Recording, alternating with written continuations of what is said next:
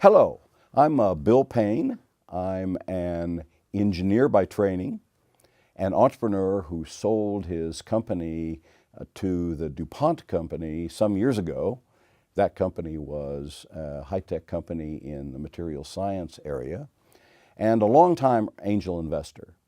I've invested in more than 60 companies in the last 30 years, and in the past decade helped the Kauffman Foundation develop a series of seminars and workshops on angel investment. I have delivered those workshops in 10 countries, most states in the U.S., and more than 100 times. I'd like to invite you to participate in an exciting workshop developed by UNLV for investors interested in learning more about investing in early stage companies. Those investors are frequently called angel investors. Now, why is this workshop important? Angel investors fund many startup companies, and those companies create lots of jobs. In fact, the Kauffman Foundation in 2009 reported that all the new jobs that were created in this country were created by companies that were less than 5 years old. So angels tend to fund a very important segment of enterprises in the U.S. Experienced entrepreneurs and business persons are the best angel investors. Their skills and experiences are critical to selecting fundable companies and especially to mentoring those companies after investment. After all, we are in funding these companies as an investment. We want them to grow, be successful, and eventually sell to a larger public company so we can harvest our investment. However, most often, experienced business people lack the skills and experiences related to investing in startup companies, such as term sheets and other aspects of the angel investing process. This workshop is designed for interested investors to learn from the experiences of longtime practitioners in angel investing. So who are these angel investors? They're experienced business persons and exited entrepreneurs who are investing their own money in startup ventures. These part-time investors invest perhaps 3 to 10% of their net worth in this very high risk but high return investment asset class. And our returns are enhanced by diversification. So that means it's really appropriate for us to invest in many such ventures. It's difficult to do it alone. In fact, I've been an angel investor for more than 30 years, and I can tell you that it's much better to do it as part of an angel group. Now, the trend has been among angels to join groups.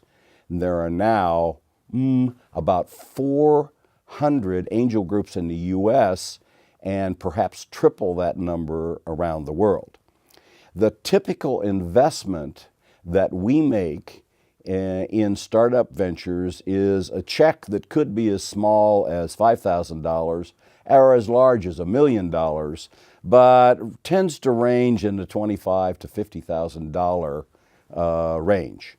A dozen such investors might invest at the same time in a single company, maybe a total of $300,000, and for that we might buy 25 to 30% of the company. How does angel investing fit into the capital that's available for startup entrepreneurs? Now, at the idea stage, entrepreneurs tend to provide their own capital or maybe seek funding from friends and family. That total investment might be in the range of $5,000 to maybe as high as a few $100,000. Once the company gets to what we call the startup stage, and that means they're close to first revenues. They've got, perhaps a prototype they're showing to customers, or they've actually got some customers that are buying product. This is the time when angel investors tend to engage with early stage companies. Growth stage companies, that is, companies with revenues and perhaps earnings, or at least positive cash flow, who are seeking growth capital, generally find that capital from venture capitalists.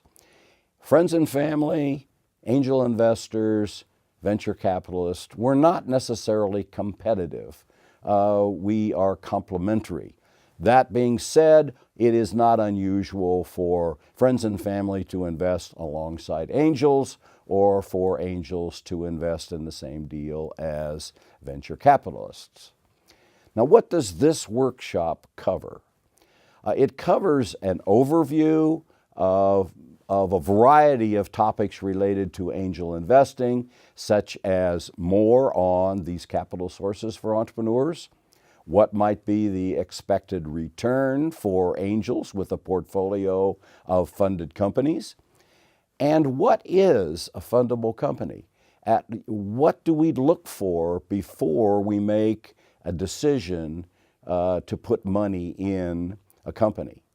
The second topic we might look at, or we will look at, is valuation.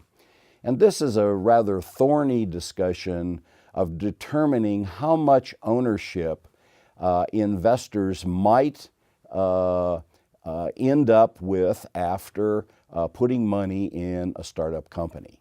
The third topic we'll take a look at is due diligence, because we've found that due diligence, which is validating the investment opportunity, makes a huge difference on how the returns that we get from the companies we fund. So due diligence really is an opportunity for us to get to know the companies before we write a check. Term sheets define the structure of the deal, and frankly, I've found that some of these terms are an entirely new language. And it changes quite frequently. So learning term sheets and what might be an investor-friendly term or a company-friendly term is really a critical part of angel investing. Finally, we're going to take a look at the post-investment relationship, which will describe how we angels are engaged with entrepreneurs after funding.